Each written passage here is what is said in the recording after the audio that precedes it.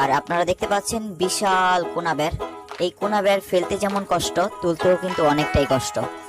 আর পদ্মায় মাছ ধরাটা অনেকটাই ভাগ্যের উপর ভিত্তি করে প্রতিদিন জেলেরা মাছ ধরে। জেলেরা নিজেরাও জানে না কখন বেশি মাছ পাওয়া যাবে, কখন কম মাছ পাওয়া যাবে। আস্তে আস্তে জালগুলো ফেলা হচ্ছে, দেখতেই পাচ্ছেন। এই সব জাল যখন ফেলা শেষ হয়ে যাবে, দীর্ঘ 2 ঘন্টার অধিক সময় এই জালটা রাখা হবে। তারপরে ভিতরে যেই মাছগুলো যাবে, ইলিশ মাছ এছাড়াও বিভিন্ন রকম বড় মাছ, সেই মাছগুলো এই কোনা বেড়ের ভিতরে একটা খাঁচার মতো আছে। মানে এই জাল দুইটা পার্ট, তো মাঝখানের যে পার্ট, ওই মাঠে এই মাছগুলো সেখানে গিয়ে আটকে যায়। তারপরে এই মাছগুলো ওইখানেই থাকে। যখন তোলা হয় সেই মাছগুলো তখন পাওয়া যায়। তো জাল উঠানো হচ্ছে, আপনারা দেখতে পাচ্ছেন কোনা বেড়। আর আপনাদের তো হয়তো বা ধারণাই নাই, এই জালটা আনুমানিক এই জালটা 4 থেকে 5 লক্ষ টাকা। তাহলে বুঝতেই পারতেছেন যে জালটা কত বিশাল বড় হবে। পদ্মার মাছ, ইলিশ মাছ বিশেষ করে ধরার কয়েক সেকেন্ডের মধ্যেই প্রাণ চলে যায়। সেক্ষেত্রে আমরা আসলে তরতাজা মাছগুলো, লাফানো মাছগুলো দেখতে পাই না। তো এই মুহূর্তে কিন্তু দেখতে পাবো এই ইলিশ মাছগুলো, জ্যান্ত ইলিশ মাছ।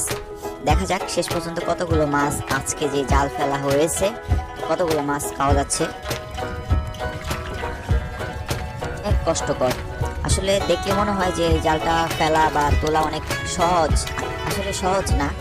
আমার অভিজ্ঞতায় আমি আসলে অবাক হয়ে গেছি যে এত সময় লাগে। দেখতে পাচ্ছেন পদ্মার জ্যান্ত ইলিশ মাছ। এই সব মাছ উপরে ক্যারেটে তোলা হবে, একটু দেখাই। আর এখন সময় ঘড়িতে আনুমানিক 1:30টার মতো বাজে।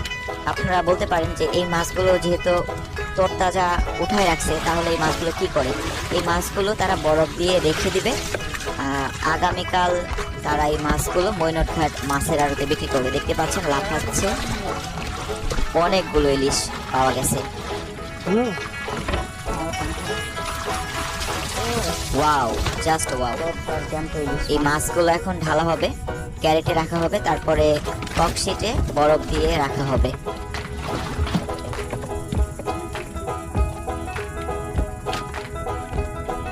অসাধারণ, অসাধারণ।